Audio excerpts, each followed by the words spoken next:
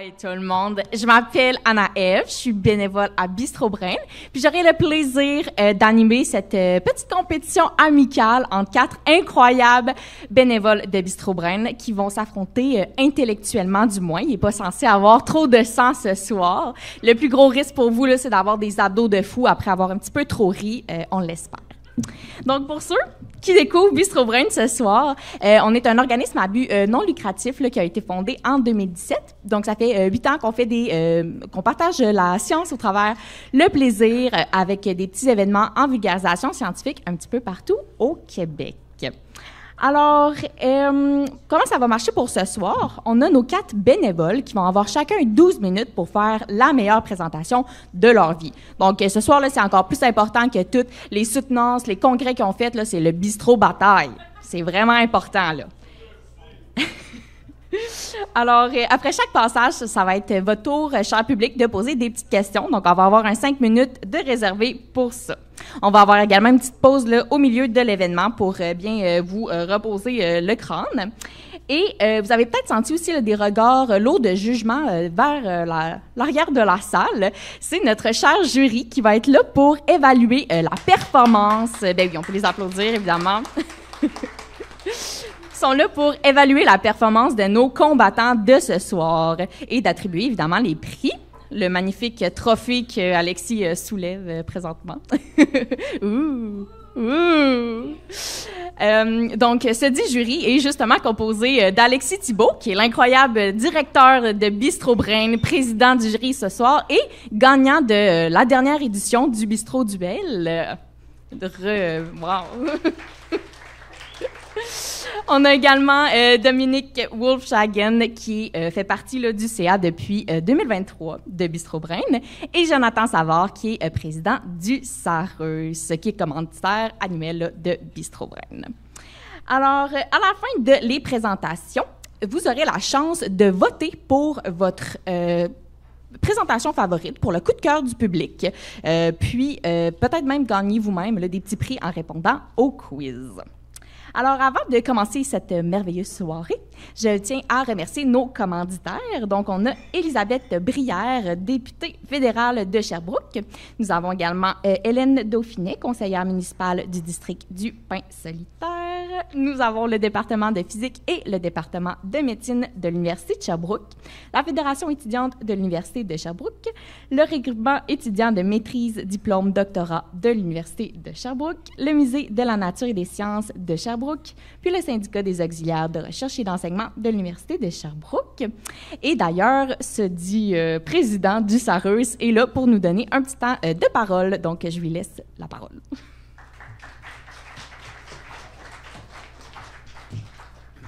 Oui, donc bonjour tout le monde. Très content d'être avec vous aujourd'hui. Donc, mon nom est Jonathan Savard. Je suis président de votre syndicat des auxiliaires de recherche et d'enseignement à l'Université de Sherbrooke depuis quelques années maintenant. Puis, on est commanditaire de Bistro Brain depuis vraiment plusieurs années parce que c'est un partenariat qui est vraiment naturel. Les auxiliaires de recherche et d'enseignement contribuent vraiment aux 3 missions de l'université, l'enseignement, la recherche et le service à la communauté. Et qu'est-ce que Bistro Brain fait? Bien, Bistro Brain enseigne la recherche à la communauté. Donc, c'est vraiment un partenariat qui est naturel. Puis, on est très content d'être avec vous puis de vous soutenir. Je pense qu'il y a beaucoup d'auxiliaires de recherche qui font des présentations qui sont dans le public. Donc, on est très content d'être avec vous aujourd'hui. On vous rappelle que notre syndicat est là pour non seulement défendre vos intérêts, mais aussi vous organiser des activités puis faire des choses pour vous rassembler. Donc, si vous avez des idées d'activités, de choses que vous voulez qu'on organise pour vous, on a d'ailleurs un souper qu'on organise ce vendredi soir où il est encore possible de s'inscrire. Donc, n'hésitez jamais à nous joindre pour nous donner des idées des activités qui vous plaisent à vous et à nous joindre également si vous avez des questions sur vos conditions de travail. C'est quelque chose qui est tout à fait confidentiel. Donc, merci beaucoup.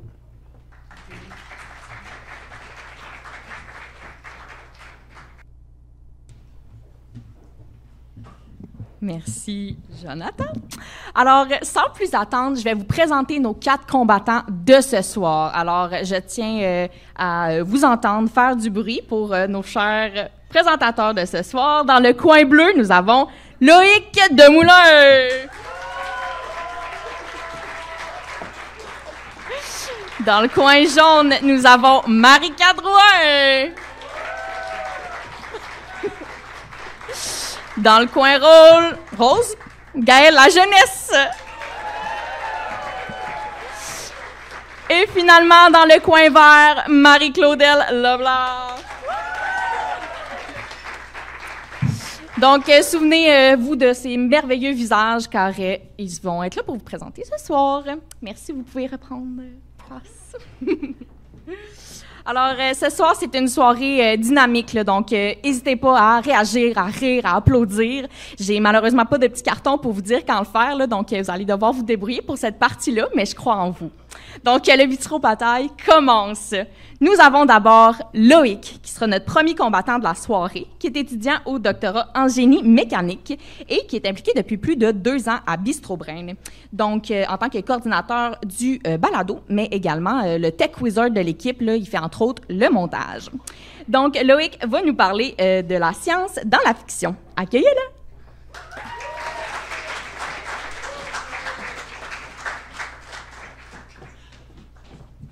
Bonsoir tout le monde. J'ai une petite question avant de démarrer. Est-ce qu'il y a des fans de Star Wars dans la salle? Au bruit. Bah on s'en fiche parce qu'on va parler de quelque chose de bien mieux. On va parler de Warhammer. On va se poser la question, est-ce que Warhammer est complètement irréaliste? Attendez, parce que je suis en train de me battre avec le stand. Alors, spoiler alerte, pas complètement. On va voir pourquoi. Alors, pour ceux qui ne connaissent pas Warhammer, qu'est-ce que c'est? Alors, on a la moitié de ceux qui y jouent, c'est leur grève, c'est les Space Marines, c'est des super-humains, génétiquement modifiés, pardon. On a aussi des Imperial Knights, qui sont des gros robots qui combattent justement à côté des Space Marines. On a aussi, donc, pour tous ceux qui sont fans de Gundam, des exo-armures, qui sont quoi? Bah, des gros robots. On a aussi des gros robots, mais cette fois des elfes de l'espace. Et si jamais vous n'êtes pas satisfait, on a aussi des gros robots, mais cette fois de la taille d'une montagne, à peu près 150 mètres. Donc, après ça, si je vous dis on va parler de quoi, vous me répondez? Eh ben voyons donc, non, on va parler de plasma, il faut bien les alimenter ces machines. Donc, pour ceux qui se posent la question, c'est quoi le plasma? Le plasma, en fait, c'est un état de la matière, on va revenir au fondamental. Le premier état de la matière qu'on connaît, c'est l'état solide. Ça bouge peu, on va faire une analogie, c'est un peu comme notre ami introverti qu'on a ramené le samedi ou le vendredi soir au boc, pendant le boiler room, là. Il est assis au bar, là-bas, un peu comme les gens qui sont en train de manger, et il vous regarde. Il bouge pas. Bah, c'est la même chose pour l'état solide. Maintenant, il commence à boire. Donc, pour notre état de la matière, c'est-à-dire quoi? C'est on augmente la température. Et bien, il passe à l'état liquide. Alors, pour lui, c'est qu'il va être là, sur scène, il va commencer à faire quelques petits mouvements, là, comme ça. Et il va continuer à boire. Ça augmente, la température augmente. Il va passer à l'équivalent de l'état gazeux. Donc là, il commence à vous faire des moves, il vous moonwalk sur la scène, vous l'avez jamais vu faire ça, et c'est un spectacle. Maintenant, si on augmente encore plus la température, que ça devient hot, un peu comme vous, cher public, on va passer à l'état plasma. Alors maintenant, l'état plasma, c'est justement le 4e état de la matière, même s'il n'y a pas forcément de transition de phase, où l'idée, c'est qu'on a tellement augmenté la température que nos petits atomes qui sont là, en fait, ils sont perdus des électrons, ils ne sont plus en fait électriquement neutres. Donc on va dire qu'on a un gaz ionisé. Et ça c'est important, il faut le retenir pour plus tard, ça va revenir, ce détail est important. Et voilà, donc ça c'est à peu près qu'est-ce que c'est l'état plasma. Pour l'analogie de notre ami là, c'est qu'il a une chaussure par-ci, une chaussure par-là, puis il commence à retirer son t-shirt. Alors pour des raisons de sécurité sur scène, je ne vais pas le faire, on va éviter les mouvements de foule. J'entends des voix déçues, je suis désolé. Voilà. Maintenant, si je vous dis dans le monde réel, dans le monde véritable de la vérité véritable, est-ce qu'il y en a parmi vous qui se disent « Mais moi, j'ai jamais vu de plasma de ma vie ». Est-ce qu'il y en a qui disent ça actuellement? Ouais, quelques-uns, ok. Bah, je suis désolé de vous dire que vous avez sûrement vu des plasmas dans votre vie parce que la foudre est un plasma. La foudre, en fait, c'est la création d'un plasma conducteur qui permet la création du courant électrique. On a aussi, si jamais vous êtes déjà allé voyager dans le Nord, observer les étoiles, si vous avez vu des aurores boréales, vous avez vu du plasma. Parce que les aurores boréales, c'est l'interaction en fait, de vents solaires qui sont du plasma avec notre atmosphère, et c'est pour ça qu'on a ces spectacles lumineux. Et si jamais vous êtes resté un peu plus longtemps et que vous avez vu des étoiles filantes et que vous avez fait un vœu, vous avez fait un vœu en partie à du plasma. Parce que la partie bleue justement de la comète qui est ici, c'est quoi? C'est la queue du plasma, c'est comme ça qu'on l'appelle, en fait c'est une queue de plasma de la comète. Maintenant, est-ce qu'avec ces trois avis-là, enfin ces trois exemples-là, si vous me dites j'ai toujours jamais vu de foudre, j'ai jamais vu d'aurore boréale, j'ai jamais vu de comète, et que vous me dites non, tu vois, j'ai jamais vu de plasma de ma vie, je vous dis toujours non. Pourquoi? Parce que le Soleil, c'est quoi? C'est une boule de plasma. Voilà, c'est un réacteur à fusion, et c'est du pur plasma tout partout. Donc vous avez forcément vu du plasma naturel. Là, c'est des exemples naturels. Maintenant, si on vient sur des exemples créés par l'homme, on a typiquement Les néons. Les néons, c'est quoi? C'est du plasma. C'est un gaz justement qui, grâce au courant électrique, va se ioniser et on va avoir justement l'effet lumineux qu'on observe. Dans la même idée, on a les écrans plasma. Comme leur nom indique, c'était vraiment du plasma à l'intérieur. La seule différence, c'est qu'en fait, avec les néons, c'est qu'on vient appliquer différents types de courants électriques pour en fait avoir la couleur qu'on veut. Ça reste la même idée. Maintenant, ça, alors c'est pas le dernier micro-ondes de chez Liverpool, je vous rassure. C'est ce qu'on appelle un implanteur ionique. Et ça a été utile, à mon avis, pour tout le monde dans la salle, parce que vous avez tous forcément un téléphone, je pense, sur vous. Parce que ça, c'est utile pour, justement, les circuits imprimés. On vient l'utiliser pour que nos téléphones puissent fonctionner derrière. Maintenant, un des sujets de recherche qui est actuellement très actif, ça va être les réacteurs à fusion. Alors là, vous avez l'exemple qu'on appelle un tokamak. Il y en a plusieurs types. C'est grossièrement la même chose tout le temps. Mais on retrouve la même chose. Si vous voulez un peu une idée de la taille, c'est ça là. Là, vous voyez la taille d'un homme, ils sont là où il s'est violé. Donc l'idée, c'est qu'à l'intérieur, justement, on vient utiliser le plasma pour faire une réaction de fusion. Alors, vous me dites, c'est une réaction nucléaire. Enfin, oui, c'est une réaction nucléaire, mais qu'est-ce que c'est la différence avec ce qu'on a aujourd'hui? Actuellement, dans le monde, on utilise quoi? On utilise des réacteurs à fission. Alors, l'idée de la réacteur à fission, comparé à la réacteur à fusion, c'est qu'il faut voir en fait les atomes comme des Lego. Et dans le cadre de la fission, on vient avoir des gros éléments. Là, les atomes, c'est notre brique de Lego. Ils sont tous ensemble. Là, et en fait, on vient leur apporter de l'énergie.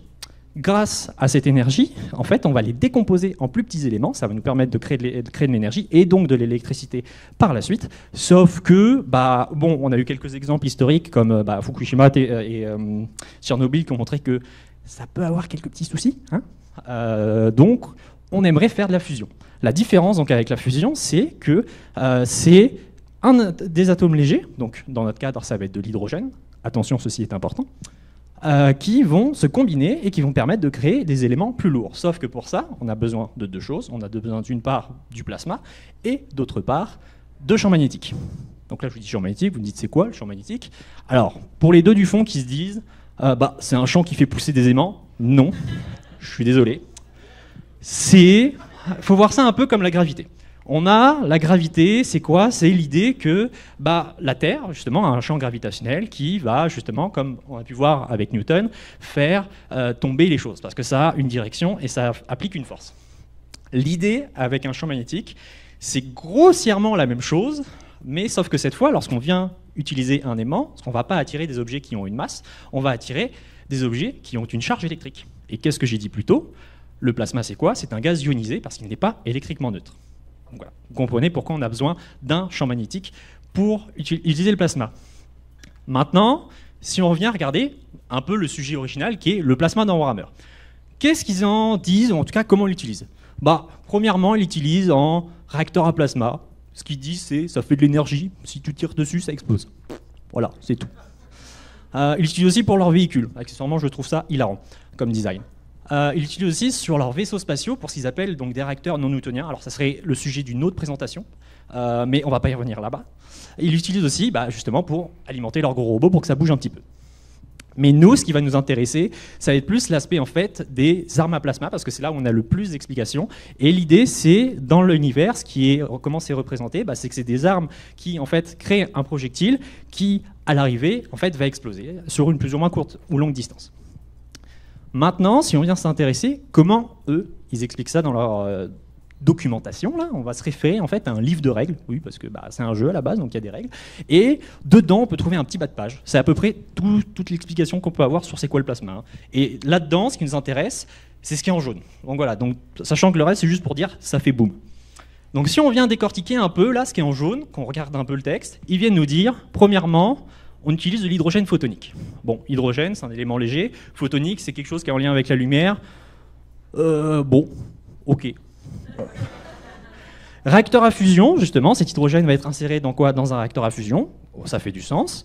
Qui, justement, va permettre de le transformer en plasma pour avoir le plasma qui cherche à projeter sur les gens en face.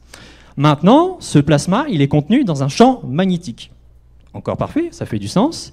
Puis, grâce à ce qu'ils appellent un accélérateur magnétique linéaire, qui est grossièrement l'idée, il faut voir ça un champ magnétique dans une seule direction, donc c'est un peu la gravité, sauf que l'idée c'est que là, le champ est dirigé vers les gens que vous n'aimez pas. Ils vont le projeter, et à l'impact, on a quoi? On a en fait la chaleur d'un petit soleil. Alors pour ceux qui seraient intéressés, un petit soleil, c'est à peu près 1500-1600 degrés Celsius, donc c'est un peu chaud. Un petit peu, pas grand-chose. Et si jamais vous faites pas attention, ça peut vous éclater à la figure. Juste, voilà. Maintenant, par rapport à ce qu'on a vu avec Warhammer et la science, on peut dire que pour le carburant, ils ont d'une part compris, parce que c'est de l'hydrogène, c'est des diamants légers, mais ils ont leur côté un peu, c'est photonique. Ça, on peut l'associer à c'est du charabia science-fiction pour dire ah là là, regardez, on fait des trucs du futur. Mais bon, on connaît à peu près tout ça dans les films et les séries.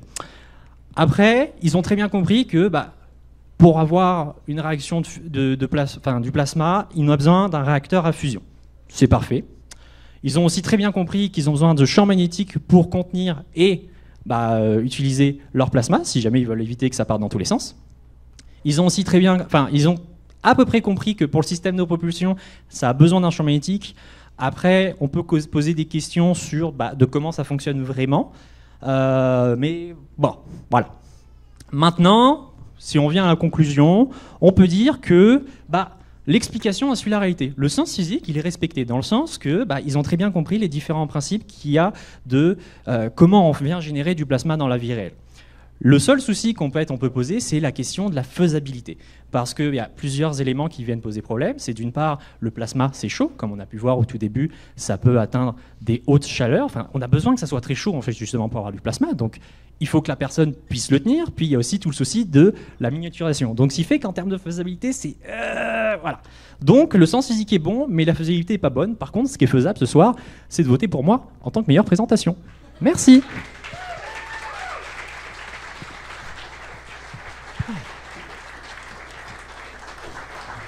Yes, bravo Loïc. Est-ce qu'on a des questions dans la salle? On a un petit micro qui va être à la table des juges. Ils vont pas vous mordre, là, normalement, si vous voulez aller...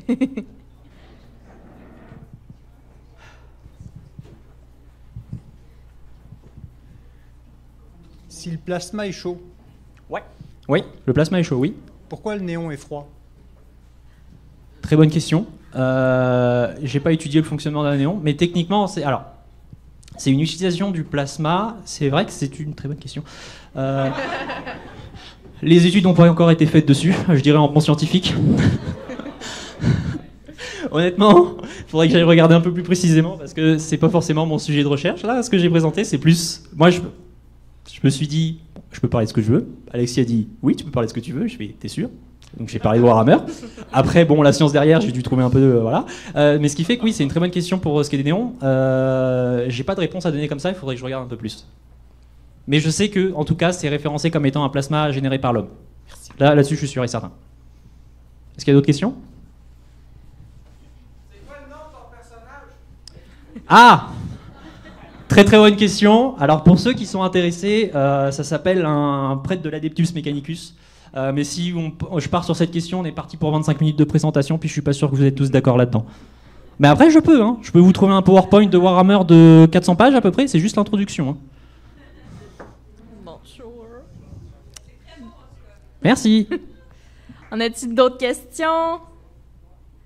Sinon, ça va être le moment de nos juges de nous faire une petite rétroaction, un petit commentaire sur la présentation de Loïc. Tu sais, il y a des gens, des fois, on contourne les règles.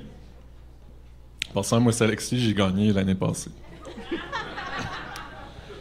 Donc, il y a toujours moyen de contourner les règles. Là. La règle à Bistro Brain, c'est 12 minutes, mais je pense que là, tu as dépassé la limite de mots. Et encore, je me suis retenu. Hein. Non, mais moi j'ai vraiment aimé. On a toujours notre acronyme, le Happy Hihi, la Bistro Brain, puis ça inclut le personnalisé. Et vraiment, là, tu as mis le paquet, c'est vraiment personnalisé. Ceux qui n'ont pas deviné encore, c'est Loïc qui a fait ces dessins-là dans le diaporama. Donc, félicitations. Puis moi, je veux aussi dire que j'ai ri plusieurs fois, donc je m'en tiens à ça. Je ne veux pas divulguer tous les secrets d'État qu'il y a ici.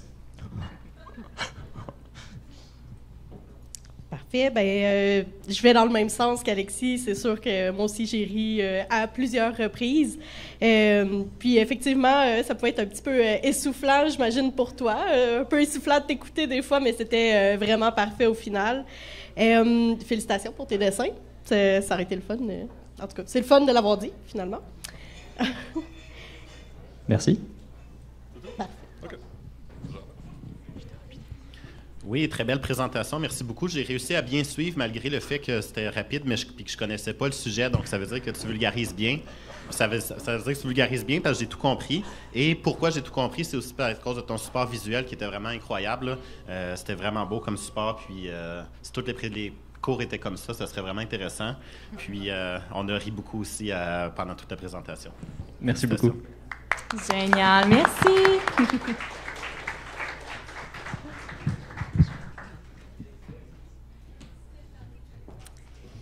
Donc, c'est maintenant le tour de Marika Drouin, qui a complété sa maîtrise en biochimie, profil bioinformatique à l'Université Laval et qui est actuellement coordonnatrice à la recherche dans l'équipe de France-Saint-Hilaire au département des sciences de la santé communautaire à la FMSS de l'Université de Sherbrooke. Elle est bénévole depuis 2 ans chez Bistro Brain. Elle est formatrice et co-animatrice du balado. Ce soir, elle nous propose sa présentation « S'adapter grâce à un clone ». On l'applaudit.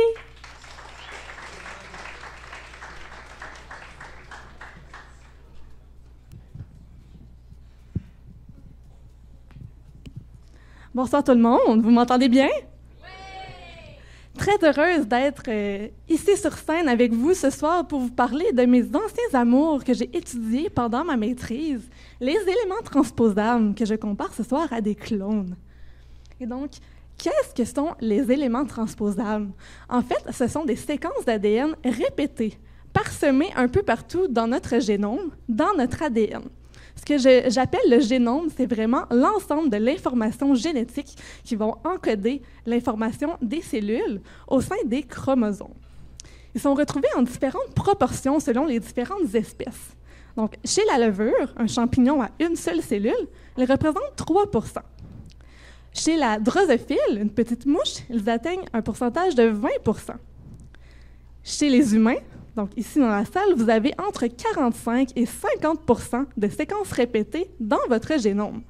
Et chez les végétaux, particulièrement chez le maïs, on peut atteindre jusqu'à 80 % de séquences répétées. Donc c'est assez inusité. Pourquoi ils sont en si grande proportion dans le génome? On peut se poser la question et quels impacts ils peuvent avoir. Pour mon projet, je me suis concentrée sur l'étude de la levure, qui est aussi connue l'espèce la plus étudiée est Saccharomyces cerevisiae, surnommée la levure à pain, mais également la levure à bière. Et donc, on la salue ce soir, elle est présente en grand nombre. Si on poursuit avec nos petits clones, eh bien, ici, je représente l'ADN en gris, nos gènes qui ont une fonction en vert et nos éléments transposables, pourquoi pas en orange. Je les visualise comme ça, moi. Eh bien, ils peuvent se copier-coller dans le génome et s'insérer dans des gènes, mais également à l'extérieur, où est-ce qu'il n'y a pas vraiment de fonction à ce niveau-là dans l'ADN. Et donc, ils se propagent un peu partout et parfois, ils peuvent avoir un impact négatif s'ils s'insèrent dans un gène parce qu'ils vont déréguler la fonction de ce gène, donc avoir des impacts variés. Je vous invite à comparer les éléments transposables. Moi, je les visualise comme si le génome était une grotte et que chaque stalactite était un élément transposable, donc une nouvelle stalactite qui peut apparaître à différents endroits dans la grotte. Et pourquoi je vous parle de ces éléments, une séquence génétique? Pourquoi c'est intéressant d'en apprendre un peu plus? Eh bien, sachez que les couleurs du maïs, la couleur jaune, la couleur blanche et même les couleurs rouges ou mauves que vous avez peut-être parfois vues dans différents types de maïs, eh bien, c'est grâce aux modifications génétiques que les éléments transposables vont causer. Si je poursuis, ces éléments ont été découverts par Mme McClintock en 1940 et elle a même gagné un prix Nobel pour leur étude puisqu'elle a émis l'hypothèse du choc génomique. Donc, dans quelles conditions les éléments transposables vont se reproduire, se multiplier dans le génome? Eh bien, ce serait à la suite d'un choc génomique, des différentes conditions environnementales, mais également la formation d'hybrides. Est-ce que je vous parle d'hybride, d'une voiture hybride, dans une hybride à essence et électrique? Non. Est-ce qu'on parle du travail hybride entre le travail à la maison et au bureau? Non plus. Je vous parle plutôt de l'hybridation interspécifique, et donc l'hybridation entre deux espèces. Vous connaissez peut-être le classique, et donc entre une jument et un âne qui peut nous donner la mule. Un autre exemple qu'on retrouve dans le règne animal, c'est la formation du tigron, qui est un hybride entre un tigre et une lionne. Et c'est très fréquent chez les animaux et les végétaux, l'hybridation. Il y a 10 à 30 des espèces qui vont s'hybrider. Chez la levure, donc, on s'intéresse à la formation d'un hybride en combinant les génomes de deux espèces parentales. Et chez la levure, on peut le visualiser, par exemple, un parent, ici que j'ai représenté un gris, qui aurait des éléments transposables orange, qu'on hybride avec une souche bleue, qui aurait des éléments, par exemple, rouge et jaune. Combinés dans l'hybride, on aurait donc des éléments transposables qui ne se sont jamais côtoyés, outre que dans l'hybride, et on se demande quel impact ça peut avoir au niveau du génome.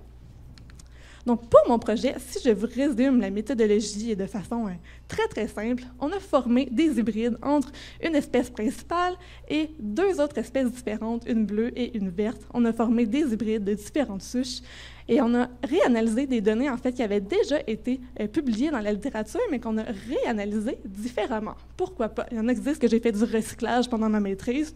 On peut le voir comme ça. Et donc, moi, je me suis intéressée particulièrement à l'ARN, parce que ce que je n'ai pas mentionné, c'est que les éléments que j'étudie sont des rétrotransposons.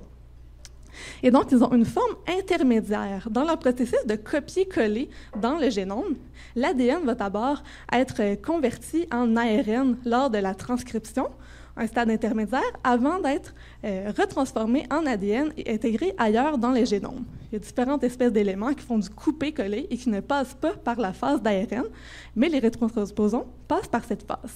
Et donc, la particularité de mon projet, on était au niveau de l'ARN, pour ceux qui connaissent un peu plus du séquençage d'ARN, mais vous n'avez pas besoin de connaître les spécificités, plutôt que de regarder les nouvelles insertions au niveau de l'ADN directement.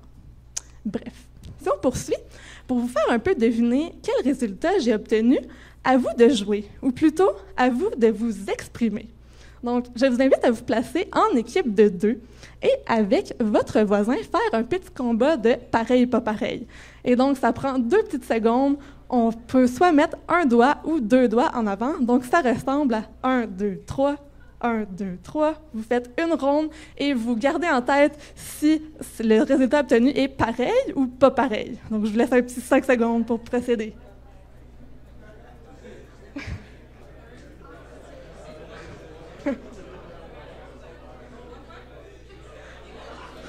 Super! Même les juges font la procédure exacte, j'adore! Et donc, je vous demande de proclamer le résultat. Donc, la réponse par oui ou par non. Est-ce que le résultat a été pareil? On a dit oui, on a dit non, plus de oui. OK. Donc, un peu comme en médecine, moi, ça l'a donné pareil, ou presque. Et donc, oui, en fait, on a comparé toutes l'expression, donc le nombre de copies d'ARN de chaque famille d'éléments transposables entre l'hybride et le parent, et presque toutes les comparaisons étaient pareilles, sauf chez 2 familles d'éléments où est-ce qu'il y avait une surexpression, donc un plus grand nombre d'éléments chez l'hybride, et 3 cas inverses où est-ce que les éléments étaient moins exprimés chez l'hybride. Et oui, j'ai quand même publié un article pour dire qu'il n'y avait majoritairement pas de différence. C'est possible. Un résultat négatif, c'est un résultat. Il faut le dire aussi. Et donc, mais c'est contraire à l'hypothèse de Mme McClintock que je vous avais présentée plus tôt. Contraire, en accord avec certaines études chez la levure, mais contraire à des études qu'on avait faites chez le poisson, chez la plante, chez différentes espèces de plantes. Donc, pourquoi on peut l'expliquer? Il y a différentes hypothèses qu'on peut émettre, mais par exemple que la levure, elle a seulement un 3% de son génome qui sont des séquences répétées, et également qu'on a comparé un hybride qui s'appelle diploïde, qui a 2 copies des chromosomes dans son génome, et les parents également diploïdes avec 2 copies. parfois, dans les études qu'on fait, par exemple, chez les plantes, l'hybride va avoir 2 fois plus de chromosomes que les parents. Donc, ça peut être des différences qui expliquent aussi les résultats qu'on obtient. Mais surtout que ce comportement semble spécifique à chaque famille d'éléments transposables, mais pas nécessairement identique pour chacune. Et donc, si on revient au début, pourquoi on a autant d'éléments transposables dans notre corps? Donc, chez l'humain, on est jusqu'à un 50%. Eh bien, ça pourrait être parce que ces clones pourraient, dans certaines situations, être avantageux au niveau adaptatif. Donc, par une situation qu'on appelle de stress, comme une température faible ou un manque de nutriments, ça peut permettre aux individus qui ont cette particularité de mieux survivre ou se reproduire. Également, on a dit tantôt que les éléments peuvent s'insérer dans des gènes ou près des gènes, donc ils peuvent modifier l'expression de certains gènes, leur phénotype, donc leur expression dans l'environnement, un caractère visuel qui peut changer dans l'environnement, pourquoi pas?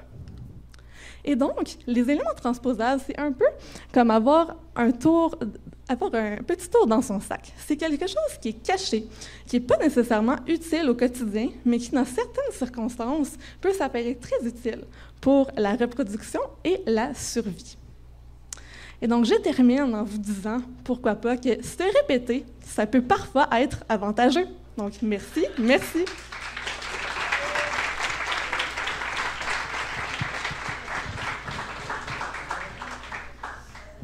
Merci, Marika.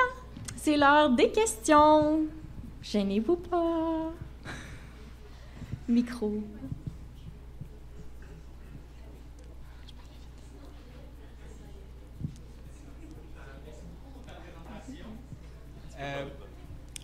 Merci beaucoup pour ta présentation.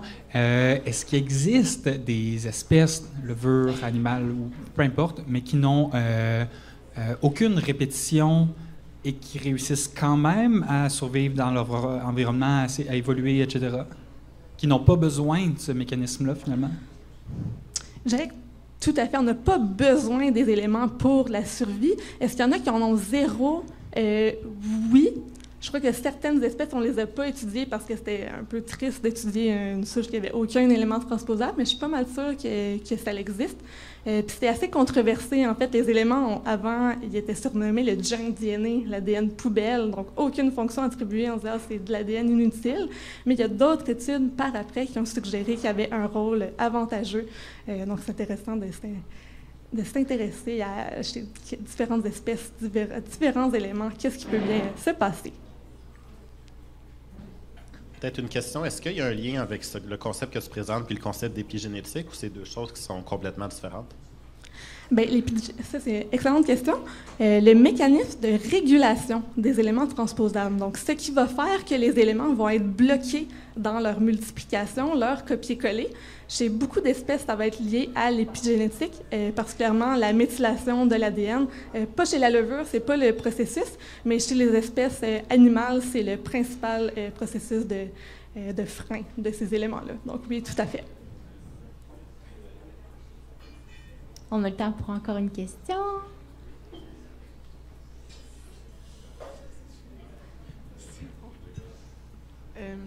C'est vraiment une très belle présentation, merci. Je me demandais, est-ce qu'on aurait un exemple, mettons, d'une espèce quelconque où on peut voir que ce gène-là a été bénéfique pour sa survie?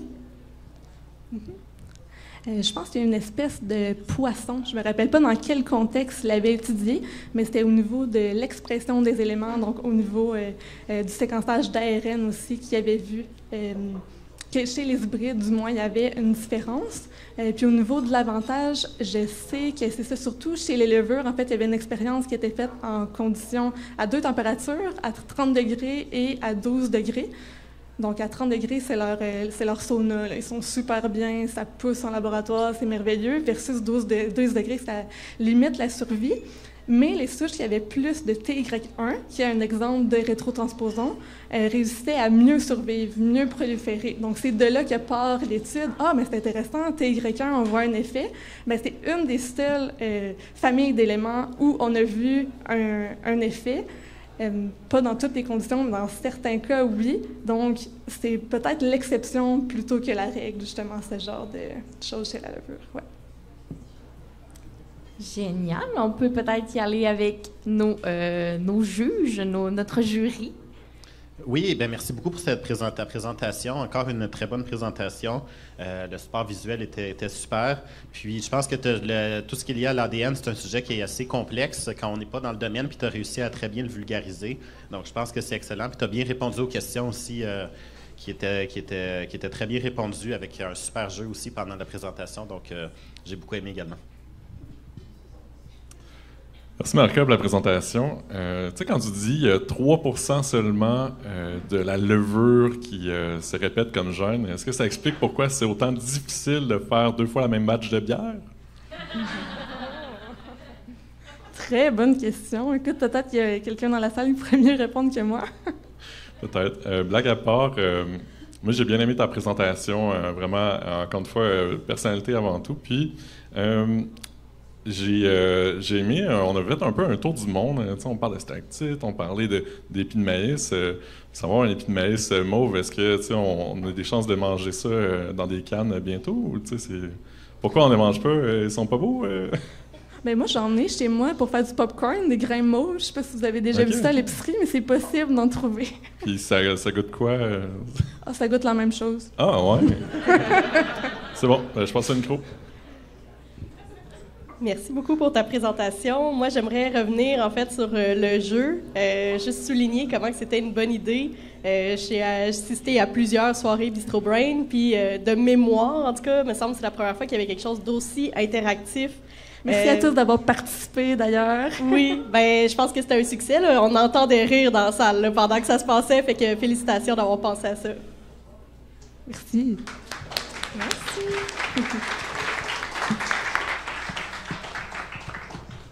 Donc, c'est maintenant l'heure de notre petite pause de 10 minutes. Donc, moment parfait pour aller chercher une petite bière, fuel votre cerveau, googler les trucs que vous n'avez pas trop compris. Puis, on se rejoint à 6h10. Puis, je vais revenir avec mon regard le plus menaçant pour reprendre votre attention. Bonne pause! La bataille continue. Veuillez reprendre votre siège, chers spectateurs. Notre 3e combattante est prête à embarquer sur le ring. Alors, prochaine présentatrice, Gaëlle Lajeunesse. Mon Dieu, il y a des admirateurs dans la salle. Elle est doctorante en microbiologie environnementale à l'UDS. Elle est coordonnatrice de l'équipe de Sherbrooke et responsable des finances de Bistro Brain. Donc, on a du monde haut placé qui viennent vous présenter ce soir. Alors, ça promet d'être une combattante féroce parce qu'elle est impliquée en vulgarisation scientifique depuis plusieurs années, non seulement avec Bistro Brain, mais aussi avec le Comsicon. Et ce soir, elle nous présente mettre en lumière le système immunitaire. Merci Anaëlle. Donc déjà, bonsoir, ça va bien? Ouais, ça j'aime ça. Avant de commencer, j'ai une petite question pour vous. Qui à main levée dans la salle a déjà été malade? Genre, qui a déjà eu le rhume, la grippe, peut-être un petit virus un peu moins connu, là, qu'on a entendu parler une couple d'années, la COVID-19, je sais pas si ça vous dit quelque chose? Ouais, hein, on l'a pas aimé celle-là, malheureusement. Bon, ben, donc, de ce que j'ai pu voir à main levée, tout le monde a pas mal été malade dans sa vie. Effectivement, ça nous arrive tous un jour ou l'autre, puis ben notre système immunitaire est là pour nous protéger finalement, ou du moins nous aider à combattre ces maladies-là. Mais là, ça, je vous apprends sûrement rien, vous devez tous savoir que vous avez un système immunitaire, mais moi, je suis ici ce soir, pour vous parler du système immunitaire des plantes. Est-ce que vous saviez que les plantes avaient un système immunitaire? Ouais, quand même. Ça marche à peu près de la même façon, le système immunitaire des plantes, à une chose près. Chez nous, les humains, on a des cellules immunitaires. Donc, ce sont des cellules qui vont se déplacer à travers notre corps au complet, qui vont venir faire leur action immunitaire. Chez les plantes, chaque cellule doit se défendre par elle-même. Donc, le fonctionnement n'est pas tout à fait pareil. Puis moi, je vais vous expliquer finalement un peu comment ça se passe. Dans le cadre de mes études, moi, j'ai étudié le système immunitaire via ce système ici que vous voyez. Donc, via cette petite plante qu'on appelle l'arabette des dames. C'est une plante qu'on utilise beaucoup en biologie végétale parce que c'est un organisme modèle. Donc, c'est très, très facile à étudier. Puis, j'ai travaillé avec la petite bactérie que vous voyez en jaune qui cause une maladie chez la plante qu'on appelle la moucheture bactérienne.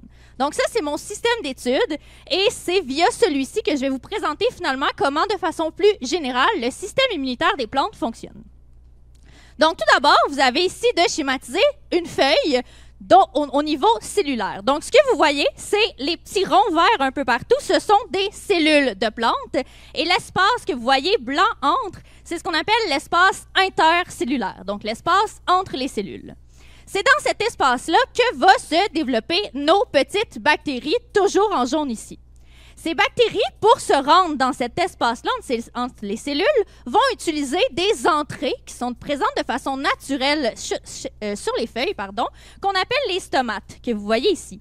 Dans la vie, les stomates, ça sert à la plante à respirer ou transpirer un peu, si vous voulez. Finalement, réguler le niveau en eau au sein des feuilles. Donc, la bactérie va utiliser ces entrées-là pour entrer dans la plante, puis s'installer. Si on zoome un peu, vous avez ici donc en gros ce à quoi ressemble une cellule végétale par rapport à notre petite bactérie ici. Ce qui se passe quand la bactérie arrive au niveau de la feuille, ça ressemble un peu, si vous voulez, à un casse-tête. Donc, il va y avoir un morceau de casse-tête sur la bactérie et un morceau de casse-tête sur la cellule végétale. Ces deux morceaux-là de casse-tête vont s'approcher ensemble, puis se coller. À ce moment-là, il va y avoir reconnaissance qui va envoyer un signal au centre de contrôle de la cellule de la plante et ce qui va finalement déclencher l'immunité. L'immunité de la plante, je l'ai représentée ici par mon petit soldat, mais ça fonctionne de plusieurs façons différentes. Donc, on a plusieurs types de soldats finalement dans l'immunité végétale. Le premier type de soldat, il va venir faire des dépôts de callose qu'on appelle au niveau de la surface des cellules. Ça agit un peu comme des sacs de sable quand on a une inondation. Donc, on met les sacs de sable pour éviter finalement le déversement d'eau. Donc, ça agit exactement de la même façon. Les petits soldats viennent mettre des petits sacs de sable pour finalement empêcher la bactérie d'entrer. On a ensuite d'autres petits soldats qui, eux, ont pour rôle d'aller directement tuer les bactéries parce que la plante, elle ne veut pas que les bactéries se développent parce qu'une fois les bactéries développées, c'est là qu'on va avoir la maladie. On a aussi un troisième type de soldat qui va venir voler la nourriture de la bactérie. Donc, la bactérie, elle, son but, c'est d'acquérir le plus possible de nourriture et d'eau pour être capable de pousser. Puis la plante va venir lui voler, finalement, ces nutriments-là pour l'empêcher de pousser de façon efficace. Et on a aussi le dernier soldat qui est comme le big shot, là. Lui, c'est en fait une molécule qu'on appelle l'acide salicylique. L'acide salicylique, peut-être que vous en avez déjà entendu parler, c'est d'ailleurs un ancêtre de l'acide salicylique, un dérivé finalement qui compose l'aspirine qu'on a aujourd'hui, nous, donc qui nous aide, nous, dans notre système immunitaire. Donc, cette molécule-là va aider le système immunitaire de la plante et elle va servir de molécule de défense. Mais là, c'est pas tout, parce que la bactérie, elle veut se défendre. Là, c'est bien beau tout ça, la plante a un système immunitaire, OK, fait que là, vous me dites, pourquoi d'abord les plantes tombent malades? Parce que la bactérie, elle a évolué, elle aussi, elle aime ça finalement, s'installer, elle a trouvé des petits trucs. Elle est capable d'envoyer des protéines qu'on voit représentées comme les étoiles ici. Ces protéines-là, une fois entrées à l'intérieur de la cellule, vont agir comme un peu des voleurs et vont venir finalement prendre le contrôle du centre de contrôle de la cellule de la plante à l'avantage de la bactérie. Le plus grand rôle que va avoir ces protéines-là, ça va être de venir bloquer l'immunité au complet pour vraiment permettre finalement à la bactérie d'être tranquille puis de pousser tout seul dans son petit coin pour ensuite causer la maladie chez la plante. Un autre impact super important qu'a la bactérie, c'est de venir créer son environnement. Donc, je vous rappelle, les bactéries poussent dans cet espace-là entre les cellules, au sein de la feuille. Sauf que ça, c'est un espace qui est très, très sec. Les bactéries n'aiment pas vraiment ça quand c'est sec. Donc, elles sont capables de venir faire en sorte que les stomates vont se fermer. Puis ça va entraîner une accumulation d'eau à l'intérieur des tissus. Puis ça vient créer vraiment un environnement qui est propice aux bactéries. Donc, c'est vraiment son environnement qu'elle préfère quand il y a de l'eau. Donc, la bactérie, elle va tout faire finalement pour créer cet environnement-là plein d'eau où elle va être capable de croître de façon vraiment efficace et à ce moment-là, de causer la maladie chez la plante.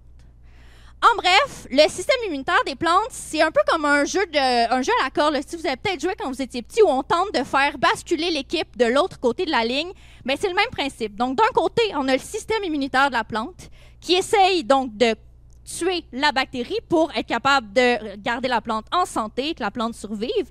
Et de l'autre, on a la bactérie qui fait tout pour créer son environnement qu'elle préfère pour venir finalement gagner le combat et causer la maladie chez la plante. Maintenant, je vais vous parler un peu plus de moi, ce que j'ai découvert au laboratoire. Y a-t-il un problème ou... ben non, c'est vrai.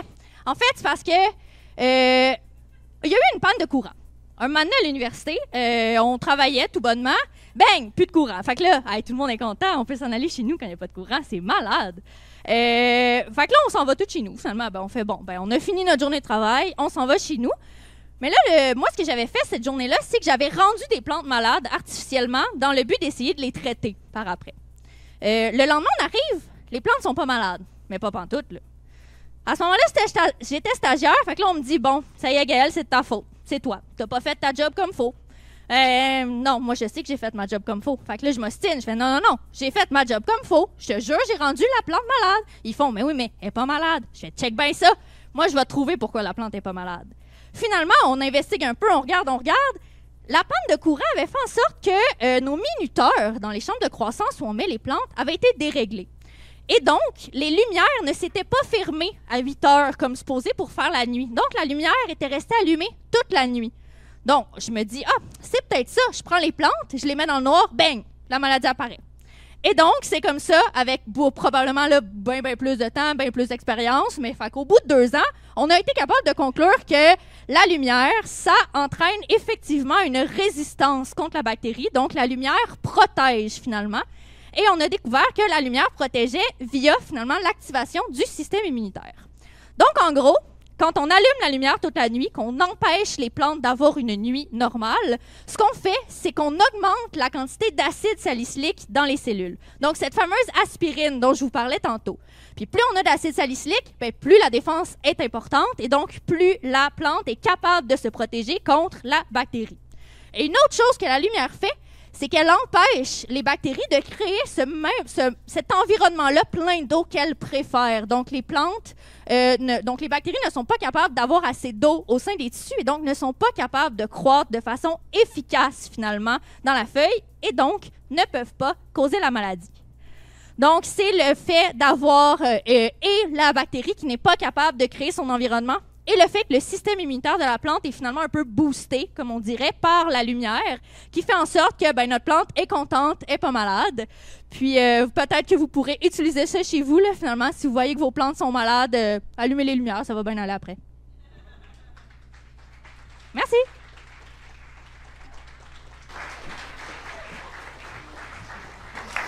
Bravo, Gaëlle. Je t'invite à rester pour les questions. Il y a Loïc, il va falloir que tu parles fort. Et Gaëlle, répète la question, s'il te plaît. Est-ce que ça veut dire que les plantes qui poussent plus proches des pôles sont plus sensibles aux maladies parce qu'ils poussent plus proches de l'équateur? Donc, la question, c'est est-ce que ça veut dire que les plantes qui poussent près des pôles sont plus sensibles que les plantes qui poussent près de l'équateur? Non, parce que c'est vraiment plus compliqué que ce que je vous ai présenté. Réponse très facile. Prochaine question à l'arrière. Oui. Tu nous as expliqué qu'il y avait eu une panne d'électricité. Donc, les minuteries pour les lumières ont arrêté de fonctionner, mais les lumières, elles, n'ont pas arrêté de fonctionner. En fait, parce que la panne a duré juste 1 heure, là, à peu près. Fait que les lumières ont rallumé de façon automatique après, mais comme la minuterie a comme arrêté de fonctionner, les lumières ont juste jamais refermé à l'heure où elles sont censées fermer, en fait. La panne, elle n'a pas duré si longtemps que ça. Il a fallu qu'on finisse notre journée de travail, en fait, là. Si je peux me permettre une autre question. Donc, tu dis, si tu rends des plantes malades puis que tu leur donnes plus de lumière, ça les aide à combattre. Mais puis à la toute fin, tu disais, si tes plantes sont déjà malades, mettons qu'ils ont déjà des symptômes de maladie, est-ce que tu as aussi étudié si ça les aide à combattre une fois qu'ils sont déjà malades, de leur donner plus de lumière? Oui, j'ai étudié ça aussi. Dans le fond, ça fonctionne. Si on laisse la maladie s'établir puis qu'ensuite on allume les lumières, ça prend à peu près 2-3 jours là, où il faut laisser la lumière allumée pour que la maladie disparaisse, mais ça fonctionne. Super, merci beaucoup. Il y a Laurie qui a une question. Vas-y, Laurie.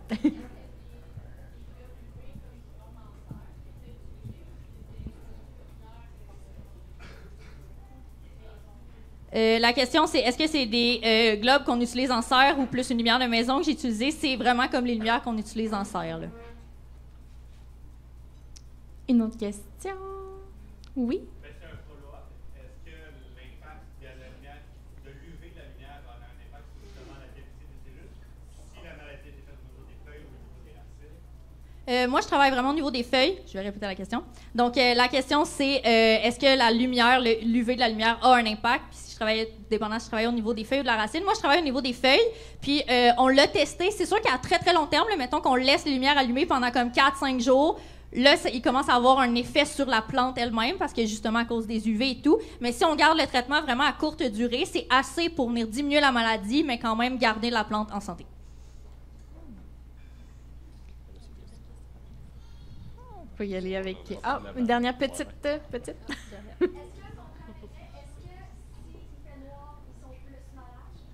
Donc la question, c'est est-ce que s'il fait noir, ils sont plus malades? La réponse est oui. Merci. On peut y aller avec les commentaires de notre jury.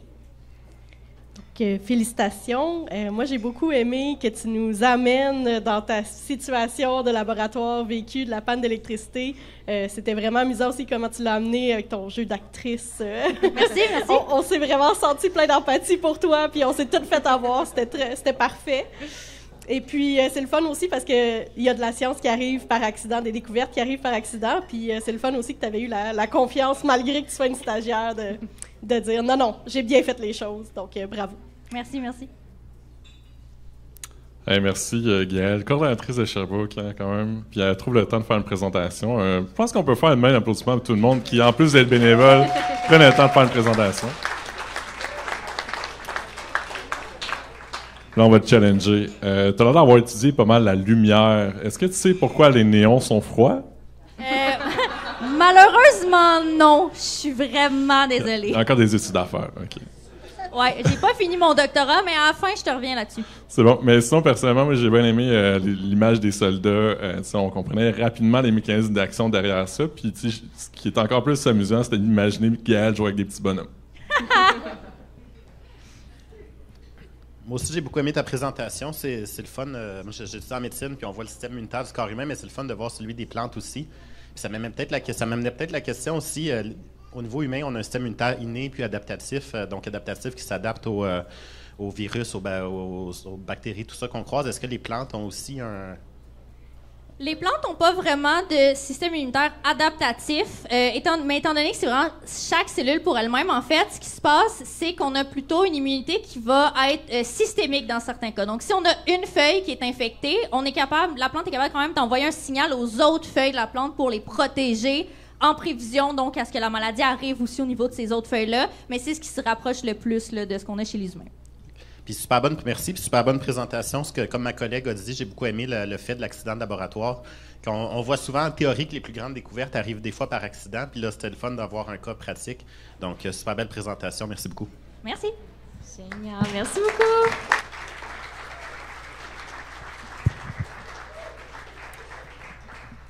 Donc, on y va maintenant avec notre dernière présentation de ce bistrot bataille. On accueille Marie Claudel, qui est doctorante en psychologie, à l'UQAM et qui est co-coordonnatrice du comité de Montréal, responsable au visuel et sur le comité de direction, donc une autre personne VIP de Bistrot Brain. Comme elle a dit si bien, elle est tombée dans la marmite de Bistrot Brain en 2021 et n'en est jamais sortie. Donc, ce soir, elle va nous présenter sur le chemin de la créativité. On l'accueille.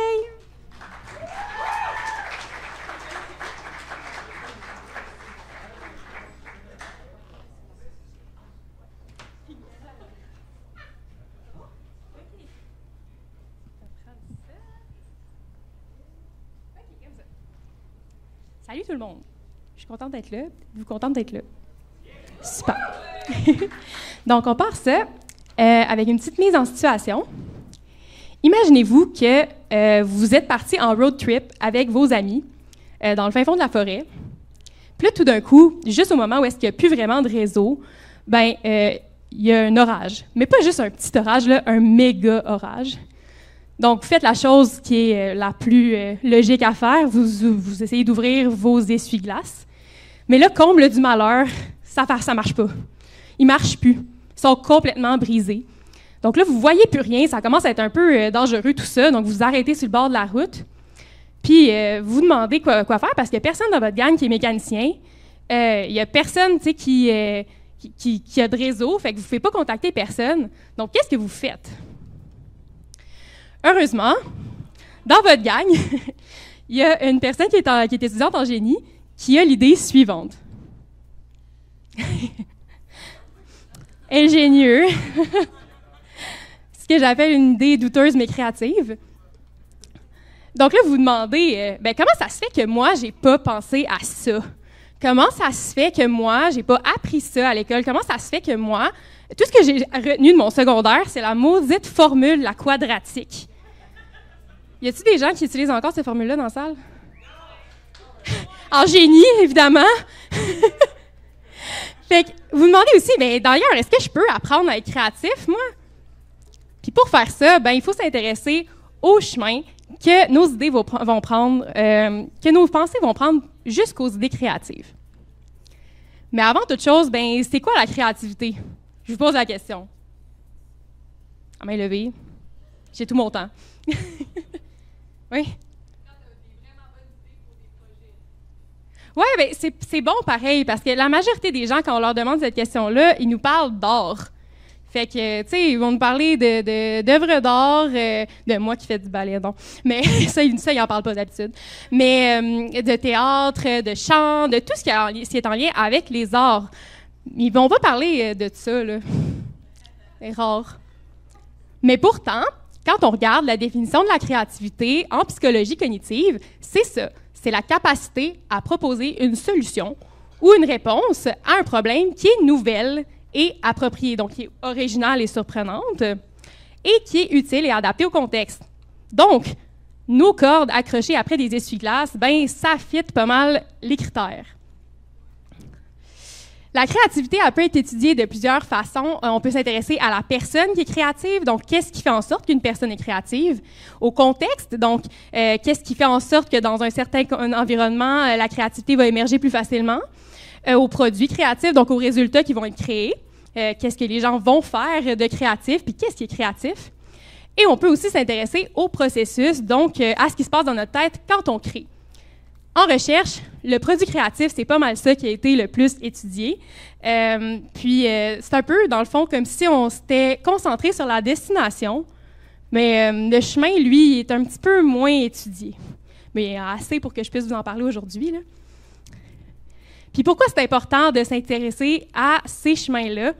Parce que si on veut apprendre à être créatif, si on veut enseigner aux gens comment être créatif, il faudrait comme qu'on sache c'est quoi ces chemins-là, pour être capable de les enseigner aux gens.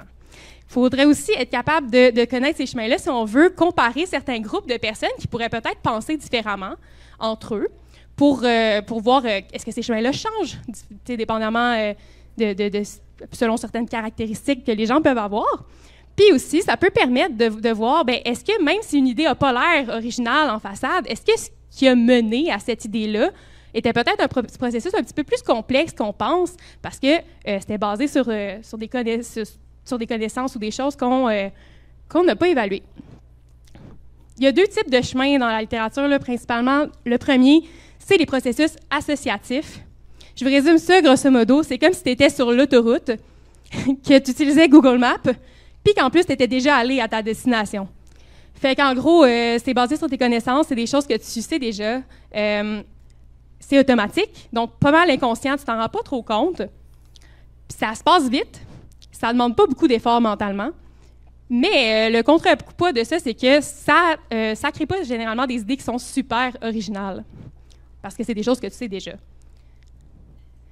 Le deuxième type de chemin, c'est les processus exécutifs. Puis là, on pourrait plus comparer ça là, à un genre de sentier de forêt un peu louche, où est-ce que tu dois t'orienter avec une boussole puis une carte. Puis, tu sais pas trop où tu t'en vas. Fait que ça demande des stratégies qui sont un peu mal plus complexes. C'est plus contrôlé, fait que plus conscient. Il faut vraiment que toi, tu sois en train de travailler fort à savoir qu'est-ce que tu vas dire, qu'est-ce que tu vas faire. Ça demande vraiment plus de jus. C'est conséquemment beaucoup plus lent. Ça demande plus d'effort mental, comme je viens de dire, et ça fait des idées qui sont pas mal plus originales. Donc, comment on évalue la créativité en recherche? Souvent, on va on va faire des tâches aux gens, puis ça ressemble un peu à ça. On va leur demander de trouver des utilisations alternatives pour des objets de la vie de tous les jours, comme une canne en conserve. On va leur demander de générer le plus d'utilisations originales qu'ils peuvent. Puis, dans ce contexte-là, un processus associatif, Google Maps, ça pourrait ressembler à un genre de téléphone relié par 2 fils, avec 2 cannes en conserve, parce que j'ai déjà vu ça dans un dessin animé. Comme vous l'avez déjà vu, c'est un processus qui est associatif. L'autre, ça pourrait être de se dire, hey, une canne en conserve, c'est du métal. Donc, du métal, ça se fond. Donc, je pourrais l'altérer, puis je pourrais le changer de forme pour qu'il devienne autre chose. Comme, mettons, une broche marquée I Love Bistro Brain dessus. Puis aussi, on sait que ces processus-là ne sont pas toujours utilisés au même moment dans le processus créatif. Au début, on a tendance à utiliser plus Google Maps, donc plus nos stratégies associatives, à créer des idées qui sont un peu moins originales. C'est entre autres parce que quand on pense spontanément à une utilisation d'objet, on va penser à son utilisation de base. Fait une canne, on va penser à une canne de tomates, par exemple. Puis ensuite, ça va être des utilisations peut-être alternatives, mais auxquelles on a déjà été confrontés. Fait que des choses qu'on sait déjà. Puis là, plus le temps va passer, plus nos idées qu'on connaît déjà vont s'épuiser. C'est un peu comme la batterie de ton cell qui est morte, puis là, Google Maps, tu peux plus l'utiliser. Fait que là, tu es obligé d'utiliser ta carte puis ta boussole, ce qui fait que ça va créer des idées plus originales, comme notre super broche I Love Bistro Brain. On sait aussi qu'il y a des différences entre les adultes puis les enfants dans comment est-ce qu'ils vont utiliser ces processus-là. Là, les deux utilisent ces 2 types de processus-là. Donc, ces processus-là, ces chemins-là sont utilisés autant par les adultes que par les enfants. Par contre, on sait que les adultes vont utiliser beaucoup plus efficacement notre petite boussole puis notre carte. Les enfants, eux, vont avoir tendance à utiliser principalement Google Maps, mais ils vont utiliser la boussole puis la carte. Par contre, ils vont l'utiliser moins efficacement. C'est un peu comme s'il n'y avait pas toutes les connaissances puis toutes les capacités pour utiliser adéquatement la boussole et la carte. Donc, ils vont peut-être se perdre un petit peu puis pas arriver à des destinations qui sont aussi créatives qu'anticipées. Par contre, avec le temps, on sait que cette utilisation devient de plus en plus efficace. Donc, les gens, au fil du temps qu'ils vont grandir, ils vont devenir de plus en plus à l'aise à utiliser leur boussole et à générer des idées créatives en utilisant ce chemin-là. Donc, si je demande aussi à 2 enfants de générer des idées pour le même objet, ça se peut très bien qu'ils m'arrivent avec la même solution. Par contre, est-ce que ça veut dire, selon vous, qu'ils ont utilisé le même chemin? Pas nécessairement. Exactement. Donc, un premier enfant pourrait dire « moi, je l'ai utilisé parce que, justement, je l'ai vu dans un dessin animé, puis ça me rappelle ça. » Là, on est vraiment dans le processus associatif Google Maps, pas à peu près. Par contre, une autre enfant qui, elle, n'aurait pas nécessairement vu ça dans sa vie, puis ne connaîtrait pas cette utilisation-là, ça lui sonnerait vraiment pas de cloche, elle pourrait juste se dire « une canne en conserve, c'est du métal. Du métal, c'est fait comme de façon creuse. Fait que quand je parle dedans, ça fait un drôle de son. Puis, ça pourrait être drôle de parler dedans. Ah, puis je pourrais jouer avec mon ami, puis accrocher une corde et faire un téléphone avec. Donc ça, on est vraiment plus dans un processus qui est associatif, qui a demandé plus de complexité, même si on avait la même idée. Donc, on est dans un processus exécutif. Mais dans le fond, est-ce que le chemin plus complexe qui a été utilisé, est-ce que c'est vraiment intéressant de s'intéresser à ça? T'sais? Pourquoi on se demanderait si les chemins utilisés sont différents ou pas? Parce qu'on néglige quand même une grosse partie de ce que c'est la créativité si on le fait pas, selon moi. Je suis biaisée, je fais ma thèse sur le sujet, mais la créativité, c'est oui la qualité de l'idée que tu vas produire, puis l'originalité, mais c'est aussi le processus que tu vas utiliser en fonction des connaissances que tu possèdes. Puis les enfants, ils n'ont pas tous les mêmes connaissances. Puis il y a des connaissances qu'ils n'ont juste pas encore parce qu'ils sont jeunes. Fait que ça vaut la peine de considérer quand même tout ça. Puis, moi, ce que je voudrais que vous reteniez aujourd'hui, là, je me suis fait une petite note parce que j'avais peur de l'oublier, c'est que la créativité, c'est vraiment pas nécessairement joli. C'est pas toujours le même chemin. Puis, des fois, on connaît pas, on sait pas trop. Puis, OK, il faut que je finisse ça mieux que ça, là. Mais une fois qu'on connaît les chemins, là, c'est vraiment plus facile après de les utiliser puis d'être attentif à ça dans notre environnement, puis de nous-mêmes peut-être se mettre à l'épreuve pour les utiliser puis être créatifs. Sur ce, moi, je voulais vous donner un petit truc pour si jamais, à un moment donné, vous étiez pogné sur le bord de l'autoroute avec un flat cette fois-ci. Des créatives. OK, merci. Puis, avez-vous des questions?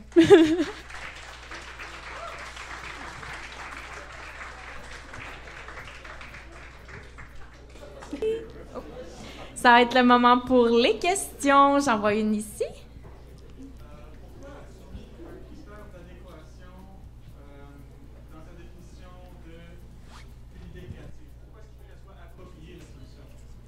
Ben, ça, c'est pas moi qui dis ça. C'est les chercheurs qui font de la recherche sur la créativité. Fait que c'est une définition qui est quand même beaucoup acceptée là, dans le milieu, que faut pas juste qu'une idée soit originale. Tu sais, mettons, moi, je donne tout le temps l'exemple quand je vais faire du dessin avec des enfants. Tu sais, si tu fais un crayon en jello, c'est bien original, mais ça te servira pas à grand-chose. Puis ça, dans ma tête, c'est ça. C'est original, mais c'est pas nécessairement créatif parce que ça sert pas, tu sais. Mais c'est pas moi qui dis ça, c'est la recherche. Au micro. OK. Oui, bonjour. Merci beaucoup pour la présentation. C'était très bonne. Je pensais pas seulement les chemins qu'on prend, mais les chemins qui sont bloqués aussi. On sait qu'il y a beaucoup de gens dans beaucoup de cultures, beaucoup de personnes dans le monde qui utilisent des substances variées pour augmenter la créativité, incluant l'alcool. Et je me demandais s'il y a des évidences que ça marche en bloquant le chemin associatif, en bloquant la mémoire, mettons, ou des autres affaires, et donc privilégier l'autre chemin. Oui, ça, c'est une très bonne question. Ça sort vraiment quand même de mon champ d'expertise, je te dirais. Mais on sait que, tu sais, l'inhibition, tu sais, tous les trucs plus compliqués qui sont en lien avec les processus plus exécutifs, il y a des contextes dans lesquels je pense que ça peut bloquer la créativité, effectivement.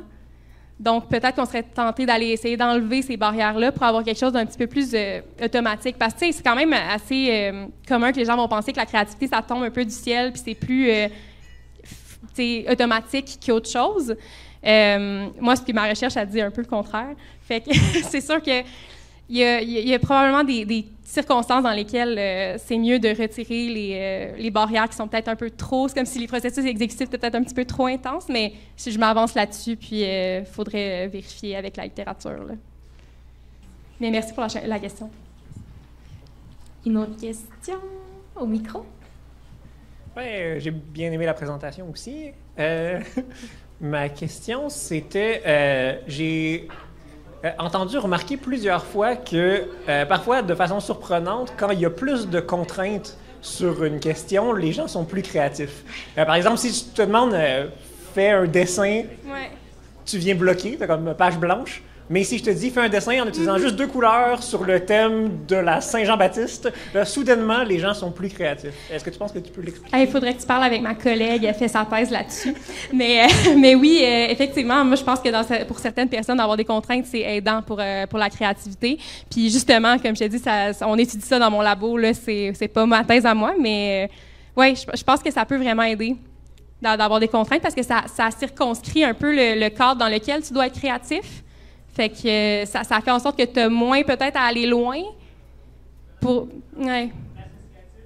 Pas embarquer parce qu'il n'y a pas de données avec ces contraintes-là qui existent. Oui, puis peut-être ça fait en sorte que justement, tu embarques plus rapidement dans l'exécutif. Ça se peut très bien. Je ne sais pas tout à fait c'est quoi ces hypothèses en lien avec ça concrètement, là, mais je sais que c'est une bonne piste de réflexion, puis super intéressant. Merci. Une petite pour Gaëlle. Oui. Comment est-ce qu'on pratique la créativité? Oh my God. Une bonne question, là. Moi, c'est ça que je suis plus en fondamental. Hein. Fait que tout ce qui est plus programme éducatif, je laisse ça aux gens qui vont lire ce que moi, je veux faire, mettons. Mais, tu sais... mais oui, on peut pratiquer sa créativité, je pense, en étant déjà conscient, peut-être, de ces mécanismes-là. Puis en essayant peut-être de les reproduire ou de se dire, tu sais, comme là, en ce moment, tu sais, je suis en train d'être dans une situation où est-ce que je pourrais peut-être avoir besoin de processus exécutifs, mettons, puis de les mettre en application. Mais je suis consciente que c'est quand même difficile, là. Ouais, il faudrait que je fasse plus de recherches sur c'est quoi les programmes éducatifs en ce moment qui se font, là. Mais d'être sensibilisé, c'est déjà la première étape. C'est bon. Génial, merci. Ça va être Merci l'heure beaucoup.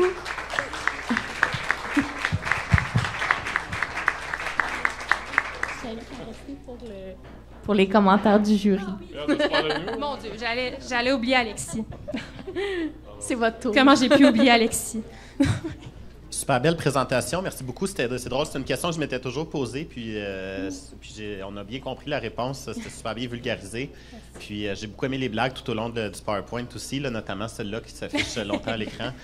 C'était vraiment... Ouais, j'espère que ça vous a pas trop déconcentré pendant les questions. Ouais. Ben non, mais ça nous a permis de comprendre vraiment de manière concrète qu'est-ce qu'il en était puis c'est quoi vraiment la créativité. Là. Donc, merci beaucoup. Très belle présentation. Merci. Donc, je suis bien d'accord. Excellente présentation. Moi, j'aime beaucoup quand le début vient boucler avec la fin. Donc, j'ai beaucoup aimé les gifs de voitures. Puis, en fait, j'ai même la curiosité. Est-ce que tu as vu ces gifs-là? Ça t'a fait penser à mettre ça dans la présentation? Est-ce que tu avais commencé une présentation moins cool, puis là, tu as mis ça, puis c'était parfait? Oui, j'avais commencé une présentation moins cool, puis j'ai jasé avec mon chum, qui est en génie pour vrai, puis qui était à l'écran dans... c'est lui le bonhomme sourire, là. Puis on a jasé de ça, puis il m'a aidé un petit peu à trouver une solution ingénieuse à mon problème. Bien, le résultat est très réussi. Merci. MC. Moi, je suis un peu déçu de ne pas t'avoir donné EQ parce que c'est vraiment l'occasion parfaite d'ajouter comme humour des jeux de mots. Parce que c'est très associatif des jeux de mots. Fait que je trouve que c'est vraiment l'occasion ratée. Mais sinon, j'ai vraiment apprécié le fil conducteur de ta présentation. On a l'impression qu'il n'y a rien que tu as dit qui était de trop. Vraiment, tu nous as commencé en mettant de l'avant la pertinence de savoir c'était quoi la créativité. Il n'y a personne qui t'a donné la bonne réponse. Donc, c'est vraiment mes commentaires. Puis, belle amorce aussi au début, road trip. On ne sait pas ce qu'ils vont se rendre à la fin avec une rue comme ça, mais il va y avoir une aventure derrière. Merci. Merci. Merci.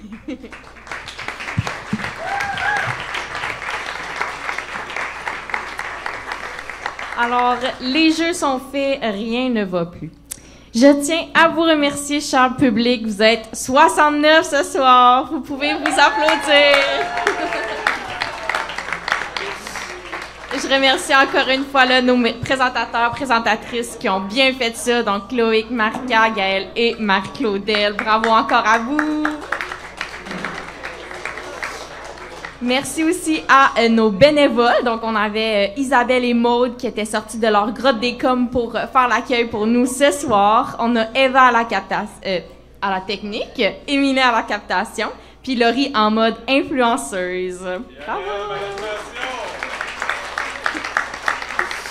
Merci aussi à notre cher jury qui va se concerter là, pour délibérer ce qu'il s'agit des prix et tout ça. Puis merci encore une fois là, à nos commanditaires, donc Elisabeth Brière, députée fédérale de Sherbrooke, Hélène Dauphinet, conseillère municipale district du Pin-Solitaire, le département de physique et le département de médecine de l'Université de Sherbrooke, la Fédération étudiante de l'Université de Sherbrooke, le regroupement étudiant de maîtrise, diplôme, doctorat de l'Université de Sherbrooke, le syndicat des auxiliaires de recherche et d'enseignement de l'Université de Sherbrooke et le Musée de la nature et des sciences de Sherbrooke. Merci à eux.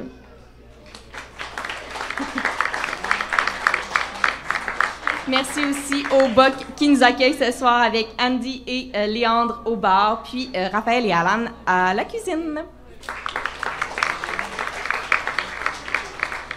Alors, c'est le moment pour vous de prouver que vous avez bien écouté nos présentations parce que derrière moi s'affiche le code QR pour le quiz, mais qui vous permettra aussi de voter pour votre présentation coup de cœur. Votre avis est important parce qu'il y a un petit prix qui est associé à ça. Et pendant ce temps-là, notre jury va délibérer. Donc, je vous reviens bientôt. Génial. Donc, j'invite maintenant le jury à monter sur scène avec moi pour la remise officielle des prix. Donc, les combattants, restez proches parce que vous allez monter sur scène également.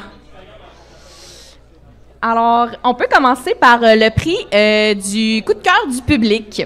Donc, c'est vous qui avez voté pour cette personne.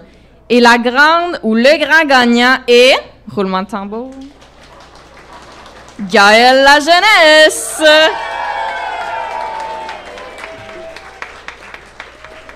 Félicitations, Gaëlle. Tu remportes le magnifique bouquet de fleurs. Ah!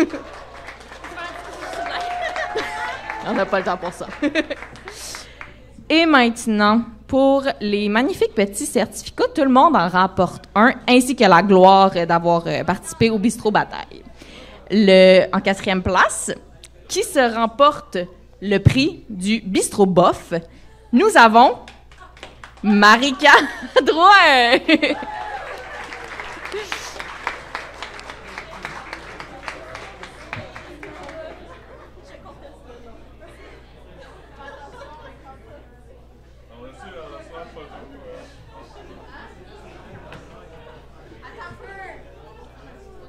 Veux-tu que je te le tienne? Attends. Après.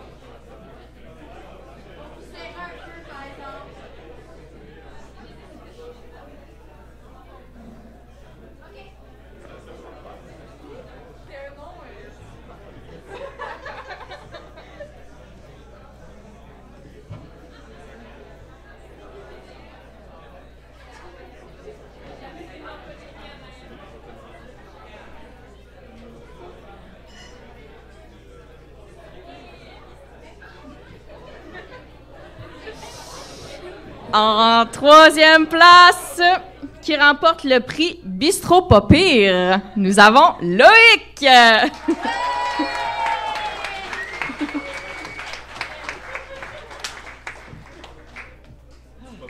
Petite photo.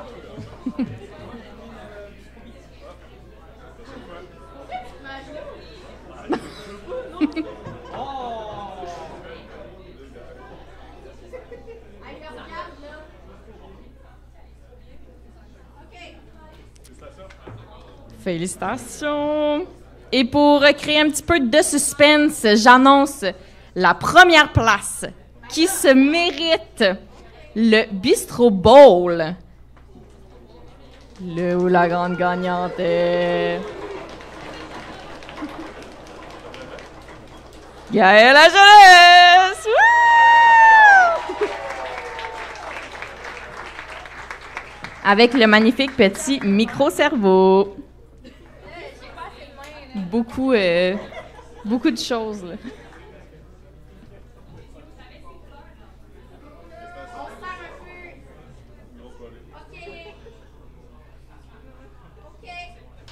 Félicitations! Et vous l'aurez deviné, pour la 2e place, le prix Bistrot Presque, nous avons Marie-Claudel.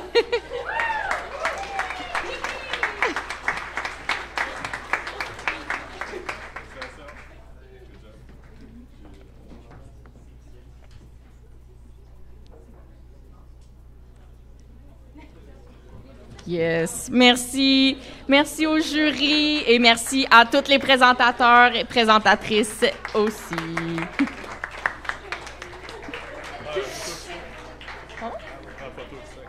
Ah oui, moi. Ben merci tout le monde. On se retrouve au prochain avant-dernier événement de la saison, qui est des idées de génie, mon Dieu, avec en collaboration avec les cycles supérieurs en génie, qui va être le 21 mai prochain à 17h au BOC. Puis manquez pas aussi notre dernier événement de la saison 2024-2025, qui est les grandes découvertes, le 11 juin à 17h au BOC, donc toujours même heure, même poste.